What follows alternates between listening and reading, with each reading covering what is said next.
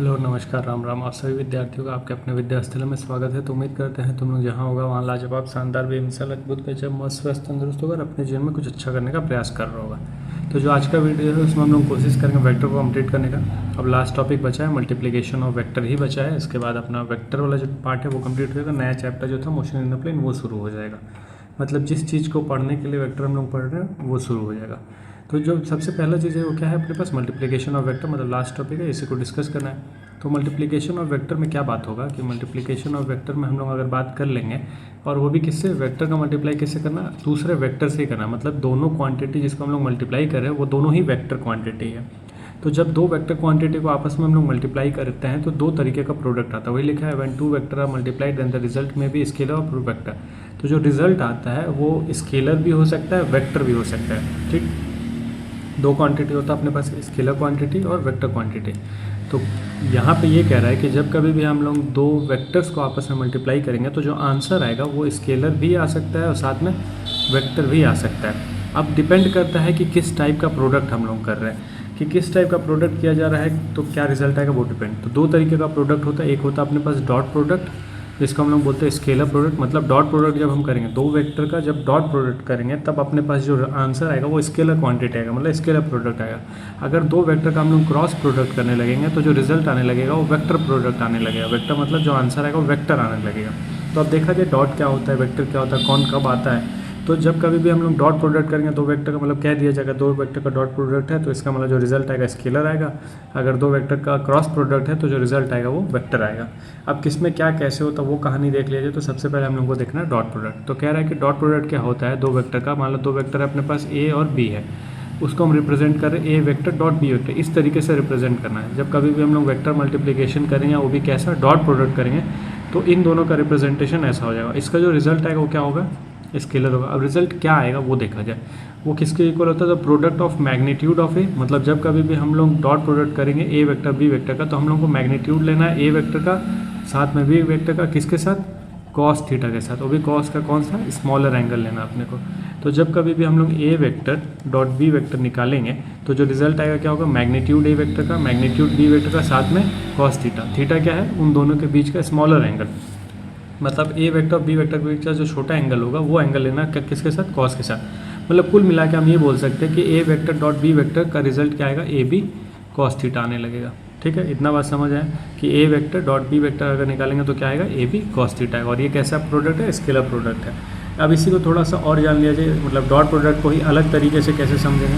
तो देखो उसमें क्या है कि जब कभी भी हम लोग डॉट प्रोडक्ट के बारे में बात करते हैं उसको डिफाइन करने का एक और तरीका होता है कि हम लोग क्या लेते हैं, मैग्नीट्यूड ऑफ वन वेक्टर। मतलब एक वेक्टर का तो मैग्नीट्यूड ले लिए, जैसे मान लो ए वेक्टर है बी वेक्टर है तो हम मान लो ए वेक्टर का मैग्नीट्यूड ले लिए यहाँ पे। ठीक है, ए वेक्टर का मैग्नीट्यूड हो गया and the magnitude of component of other vector. थोड़ा थोड़ा बीच में चलता रहना चाहिए, इंटरटेनमेंट है ये सब। तो क्या करें, magnitude of component of other vector. अब देखो इसको समझाने की कोशिश करें। अपने पास दो वेक्टर है, एक वेक्टर ये है, एक वेक्टर ये है। ये जो ए वेक्टर है पूरा यहाँ से यहाँ तक हम बनाए हैं। ठीक है, ये ए वेक्टर पूरा यहाँ से यहाँ तक है और ये है अपने पास बी वेक्टर। इन दोनों का हमको डॉट प्रोडक्ट निकालना, मतलब हमको ये निकालना है, ए डॉट बी निकालना है। तो कैसे निकालेंगे, तो जो बी वेक्टर है उसको हम रिजॉल्व करेंगे। किसी को रिजॉल्व कर सकते हैं, ऐसा कसम नहीं खाना कि बी को ही रिजॉल्व करेंगे, किसी को भी रिजॉल्व कर सकते हैं। लेकिन यहाँ पे हम सिंपल तरीके से बताने के लिए बता रहे हैं, बी को रिजॉल्व कर रहे हैं। ठीक है, तो बी को जब रिजॉल्व करेंगे तो दो कंपोनेंट आएगा, एक आएगा बी साइन थीटा, थोड़ा सा इसको और ऊपर करेंगे तो बी कॉस थीटा। देखो एक कंपोनेंट परपेंडिकुलर है जो बी साइन थीटा है, एक परपेंडिकुलर एक component along the A vector है जो क्या है, बी कॉस थीटा। तो डॉट प्रोडक्ट का डेफिनेशन ये भी होता है कि जो हमको जब कभी भी दो वेक्टर का डॉट प्रोडक्ट निकालना है तो किसी एक वेक्टर का मैग्नीट्यूड ले लें। जैसे मान लो हम ए वेक्टर का मैग्नीट्यूड ले लिए और जो दूसरा बचा हुआ वेक्टर है उसको हम रिजॉल्व करेंगे। रिजॉल्व करने के बाद जो रिजल्टेंट आएगा, मतलब जो कंपोनेंट्स आ रहा है जो अपने ए वेक्टर के अलॉन्ग है, मतलब गिवन वेक्टर के अलॉन्ग जो कंपोनेंट आएगा वो अपना प्रोडक्ट लेना। जैसे क्या हो गया, ए वेक्टर था अपने पास, बी वेक्टर था, बी वेक्टर को रिजॉल्व के दो कंपोनेंट आए, B sine theta B cos theta. तो अब हम बी साइन थीटा लेंगे कि बी कॉस थीटा लेंगे, तो हम लोग लेंगे बी कॉस थीटा। क्यों, क्योंकि हम लोग वो कंपोनेंट लेंगे जो गिवन वेक्टर के अलॉन्ग है। तो गिवन वेक्टर के अलॉन्ग कौन सा कंपोनेंट है, बी कॉस थीटा। तो बी में क्या लेंगे, केवल लेंगे बी कॉस थीटा। तो बी को जब कभी भी हम लोग दो वेक्टर को मल्टीप्लाई करते हैं, या फिर देखो हमको कभी ऐसा दिखाई दे रहा है कि दो वेक्टर का जो रिजल्ट आ रहा है सेम प्लेन में आ रहा है, तो सेम प्लेन में आने का मतलब हम वहाँ पे डॉट प्रोडक्ट लेंगे। लेकिन अगर किसी दो वेक्टर का मल्टीप्लाई कर रहे हैं और उसका जो रिजल्टेंट है दूसरे ही प्लेन में आ जा रहा है तो वो होता है अपने पास क्रॉस प्रोडक्ट। तो अभी डॉट प्रोडक्ट में तो ये तो अभी बेसिक डेफिनेशन हम लोग जाने, और अनदर डेफिनेशन हो गया, या फिर एक देखो ये जो हम बनाए हैं रेड वाला, उससे ये भी समझ सकते हैं कि अपने पास दो वेक्टर था, ए वेक्टर बी वेक्टर, ठीक है। अब हम ऊपर से रे अगर गिराएंगे, ऊपर से रे गिराएंगे तो वेक्टर का जिस कंपोनेंट जिस पे फॉल करेगा वो कंपोनेंट लेना अपने को। तो बी को हम रिजॉल्व करें तो B sine theta B cos theta, ऊपर से रे तो ये परछाई बन रहा है ना, इसका परछाई यहाँ बनेगा, तो जो कंपोनेंट का परछाई बन रहा है वही कंपोनेंट अपने को लेना है। तो क्या हो जाएगा ए बी कॉस थीटा। तो उम्मीद करते हैं डॉट प्रोडक्ट समझ आएगा। अब यहाँ पे देखो थीटा आ गया तो भाई स्पेशल केस तो डिस्कस होना ही है, थीटा है तो अलग अलग एंगल को लेकर बात करना पड़ेगा। कुछ प्रॉपर्टीज़ भी देखेंगे डॉट प्रोडक्ट का, एक क्वेश्चन भी देख लेंगे, उसके बाद हम लोग चलते हैं क्रॉस प्रोडक्ट। तो पहले देख लिया जाए इसका प्रॉपर्टीज़ वगैरह देख लिया जाए, स्पेशल केस देख लिया जाए, फिर हम लोग आगे बढ़ेंगे। तब तक साफ कर लें इसको। अब हम लोग डिस्कस कर लेंगे स्पेशल केस। स्पेशल केस में क्या है, वही एंगल के साथ खेला जाएगा, एंगल को 0 डिग्री लिया जाएगा, 90 लिया जाएगा, 180 डिग्री लिया जाएगा। वही है पहला कि व्हेन वेक्टर्स आर, क्या लिखा है, when vectors are parallel. Parallel कहने का मतलब एक ही अलाउंग में लाइन हो जाए तो दोनों के एंगल के बीच, दोनों के वेक्टर के बीच का एंगल कितना हो जाएगा, 0 डिग्री। तो कुल मिला के किस बारे में बात कर रहे हैं, theta is equals to 0 degree बात कर रहे हैं, ठीक है। तो यहाँ हाईलाइट ले तो थीटा क्या है, थीटा 0 डिग्री की बात कर रहा है। तो A vector dot B vector क्या होगा, A B cos theta, cos theta की जगह कॉस 0 रखेंगे तो कॉस 0 का वैल्यू 1 हो जाएगा। तो कुल मिला के जब दोनों के बीच का एंगल 0 रहेगा तो A vector dot B vector कितना आने लगेगा, सीधा सीधा ए बी आने लगेगा। अब देखो यहाँ पे जो इंपॉर्टेंट चीज़ है वो क्या, यूनिट वेक्टर के बारे में जानने का, कि मतलब दो यूनिट वेक्टर लेंगे जो आपस में पैरेलल है। पैरेलल कहने का मतलब सेम हो गया, एक आई कैप है दूसरा भी आई कैप है, मतलब दोनों सेम वेक्टर का मल्टीप्लाई कर दिया, कैसा, डॉट प्रोडक्ट। दोनों सेम यूनिट वेक्टर का मल्टीप्लाई डॉट, दोनों सेम यूनिट वेक्टर का मल्टीप्लाई डॉट, मतलब आई हो गया, जे हो गया, के हो गया, सबका आपस में डॉट प्रोडक्ट अगर हम निकाल रहे हैं तो डॉट प्रोडक्ट सब किसका बराबर आता है, सबका 1 के बराबर आता है। मतलब आई स्क्वायर कह लो, जे स्क्वायर कह लो, के स्क्वायर कह लो, किसके बराबर, 1। कब, डॉट प्रोडक्ट में। वैसे अगर बात कर ले जब दो वेक्टर म्यूचुअली परपेंडिकुलर हो, मतलब दो वेक्टर आपस में परपेंडिकुलर हो, तो A vector dot B vector क्या आएगा, तब ए वेक्टर डॉट बी वेक्टर कितना आने लगेगा, तब 0 आने लगेगा भाई, क्योंकि अगर हम लोग म्यूचुअली परपेंडिकुलर निकाल रहे हैं तो थीटा की जगह पे 90 रखेंगे, और थीटा 90 कहने का मतलब क्या आने लगेगा, 0। तो A vector dot B vector उस केस में क्या आ जाएगा, 0। वही यूनिट वेक्टर के लिए देख लीजिए, तो यूनिट वेक्टर क्या हो जाएगा, तो आई जे हो जाएगा, क्योंकि म्यूचुअली परपेंडिकुलर वेक्टर लेना है यूनिट वेक्टर में भी।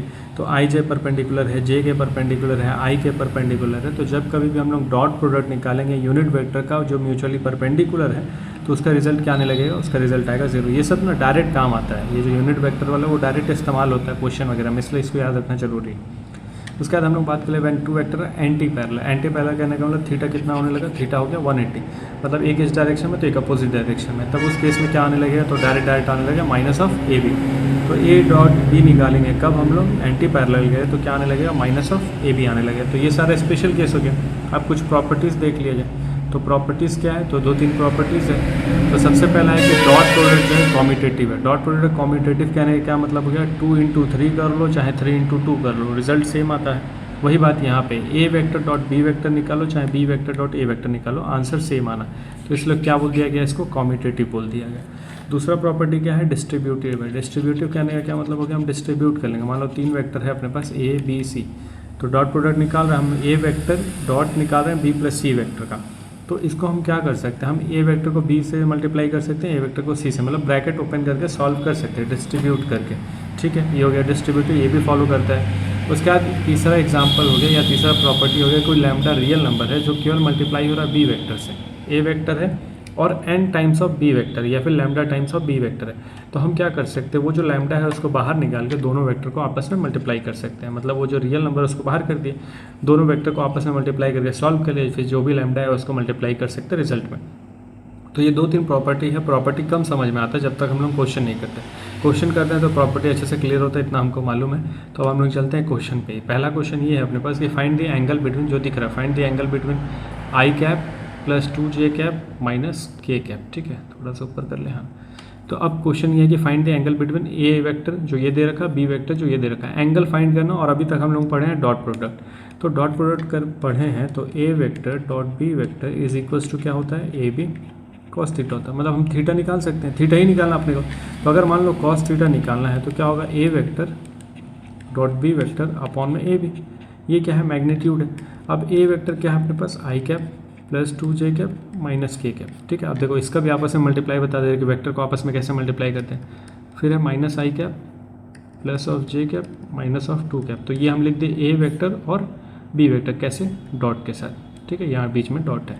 फिर ये ए वेक्टर बी वेक्टर का मैग्नीट्यूड कैसे निकालते हैं, तो अंडर रूट में निकालते हैं भाई। अंडर रूट में इसका स्क्वायर तो 1, मतलब आई के साथ जो है उसका स्क्वायर प्लस जे के साथ जो है उसका स्क्वायर प्लस के साथ जो है उसका स्क्वायर। सेम कहानी यहाँ पे, आई के साथ जो है उसका स्क्वायर प्लस जे के साथ जो है उसका स्क्वायर प्लस के साथ जो है उसका स्क्वायर अंडर रूट में। ये मैग्नीट्यूड निकलता है।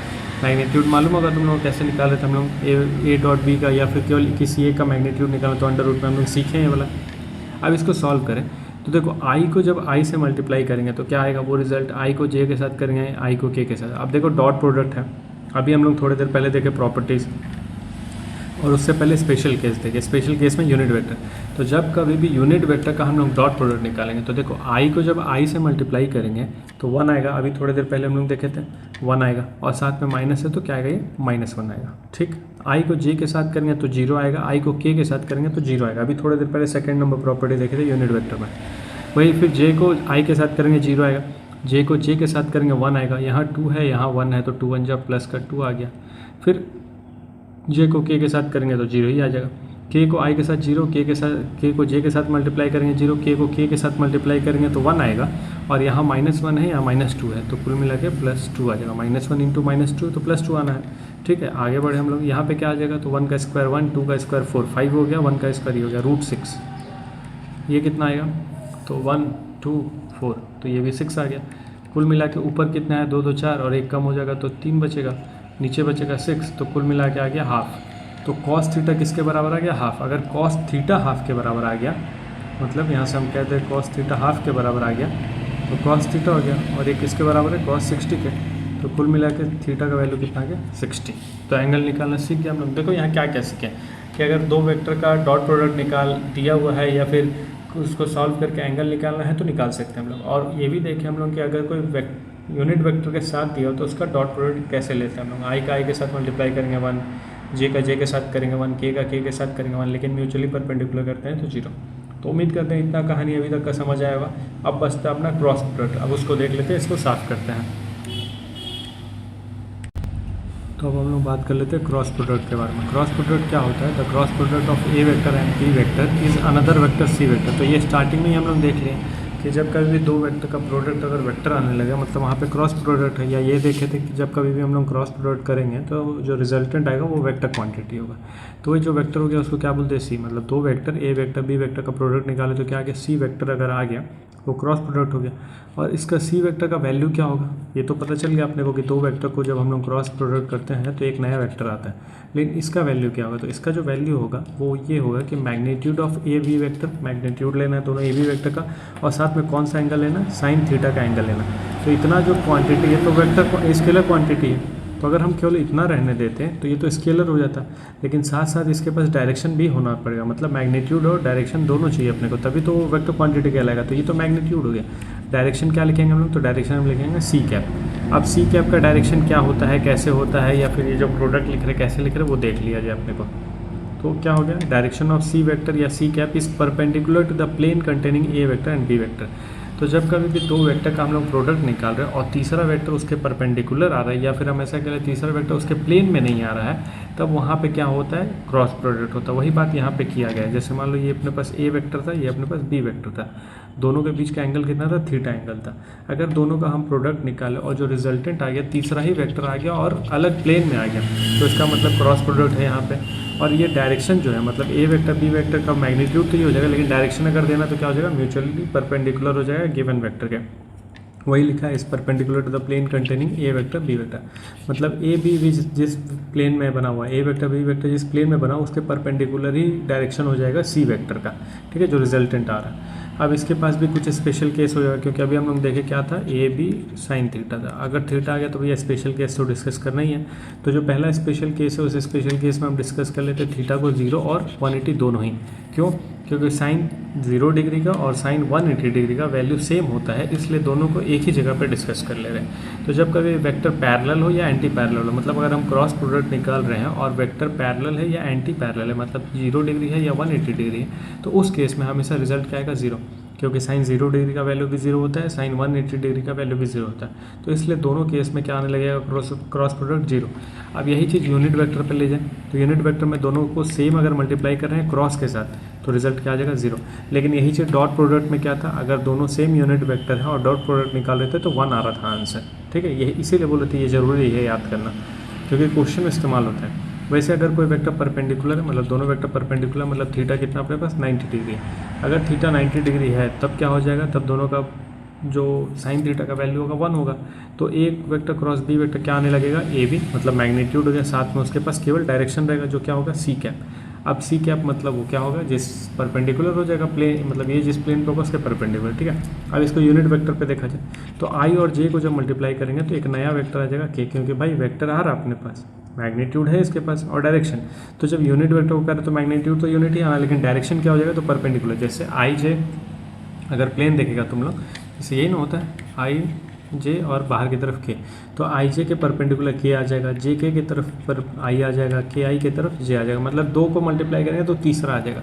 लेकिन एक चीज़ ध्यान रखना है, डायरेक्शन का ध्यान रखना है। यहाँ पे जो डायरेक्शन दिया जाता है वो दिया जाता है, यहाँ लिखे हैं कहीं हम नहीं लिखे, हाँ लिखे तो है। जो डायरेक्शन दिया जाता है वो राइट हैंड थंब रूल से दिया जाता है। अब राइट हैंड थंब रूल क्या होता है, जैसे ये हो गया राइट हैंड, ये हो गया, जिस भी प्लेन पे अपना वेक्टर है, जिस भी प्लेन पे अपना वेक्टर है उस प्लेन पे हम अपना ये वाला हिस्सा रखेंगे और कर्ल करेंगे, अपने फिंगर को कर्ल करेंगे। और फिंगर को जब कर्ल कर रहे हैं, अगर इसी डायरेक्शन में अपना वेक्टर जा रहा है तो प्लस हो जाएगा, अपोजिट जा रहा है तो माइनस हो जाएगा। ठीक है, मतलब वैसे ही अगर हम जा रहे हैं, जैसे ए वेक्टर यहाँ है, बी वेक्टर यहाँ, तो ए से बी की तरफ अगर हम जा रहे हैं तो ये सी का डायरेक्शन हो गया। ठीक है, जैसे थंब जो है हमारा सी का डायरेक्शन हो गया। अब जैसे मान लो हम ऐसे कर दें, ए वेक्टर बी वेक्टर, मतलब ए से बी की तरफ जा रहे हैं तो ये जो थंब है ये डायरेक्शन हो गया सी का। तो ये डिपेंड करता है कि कैसे ले रहे हैं, उसी पे पॉजिटिव नेगेटिव साइन आता है अपना। ठीक है, जब हम लोग और भी डिस्कस करेंगे ना उसमें ये क्लियर हो जाएगा। लेकिन अभी बस ये जानो कि आई जे को मल्टीप्लाई करेंगे तो के आएगा, के आई को मल्टीप्लाई करेंगे तो जे आ जाएगा, किसी 2 को मल्टीप्लाई करने पे तीसरा आएगा। लेकिन रटना नहीं है, देखना है कैसे जा रहे हैं हम लोग। आई जे जा रहे हैं तो के आ रहा है, लेकिन जे और आई जाते तो हो सकता है माइनस के आ जाता। ठीक है, यही हम बताना चाह रहे हैं यहाँ पे। ये जो यूनिट वेक्टर में है, हम यहाँ पे आई जे जो लिखे हैं वो के लिखे हैं, लेकिन इसको जे क्रॉस आई लिखते तो हो सकता है माइनस के आए। इसीलिए रटना नहीं है, ध्यान रखना है कि जब 2 मल्टीप्लाई करें तीसरा आएगा, लेकिन डायरेक्शन कैसे देते हैं, राइट हैंड थंब रूल से। उसके बाद तीसरा पॉइंट क्या हो जाएगा, क्रॉस प्रोडक्ट क्या होता है, एंटी कॉम्यूटेटिव होता है। एंटी कॉम्यूटेटिव कहने का क्या मतलब हो गया, डॉट प्रोडक्ट में हम लोग देख रहे थे 2 × 3 करने पे 6 आ रहा था, या 3 × 2 करने पे 6 आ रहा था।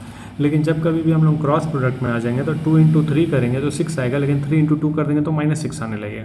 तो यहाँ पे इसीलिए इसको एंटी कॉम्यूटेटिव बोला गया। मतलब हम ए क्रॉस बी वेक्टर और बी क्रॉस ए वेक्टर का आंसर सेम नहीं आता, अगर आंसर सेम ले आना है तो उसके साथ क्या लगाना पड़ेगा, माइनस लगाना पड़ेगा। इसलिए क्या बोलते हैं, एंटी कॉम्यूटेटिव।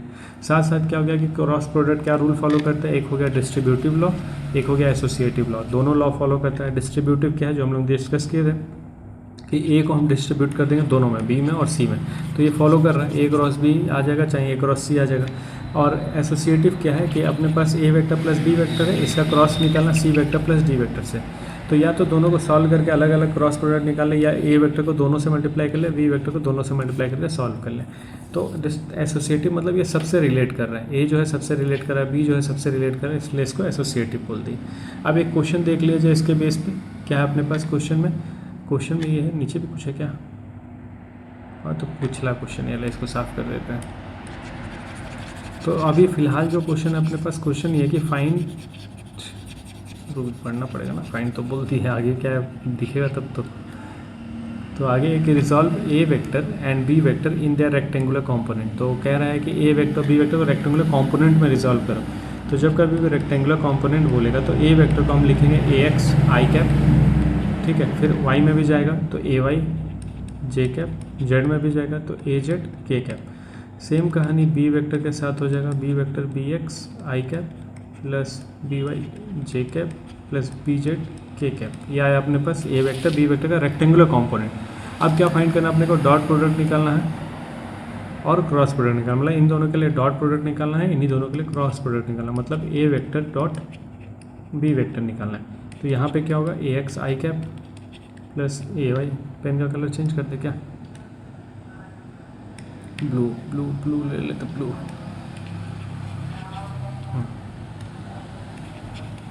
तो ए एक्स आई कैप प्लस ए वाई जे कैप प्लस ए जेड के कैप। थोड़ा सा शॉर्टकट में चलेंगे, ठीक है, डॉट प्रोडक्ट निकालना है किसके साथ, बी के साथ, तो बी एक्स आई कैप, बी वाई जे कैप, बी जेड के कैप, ठीक है, ये हो गया।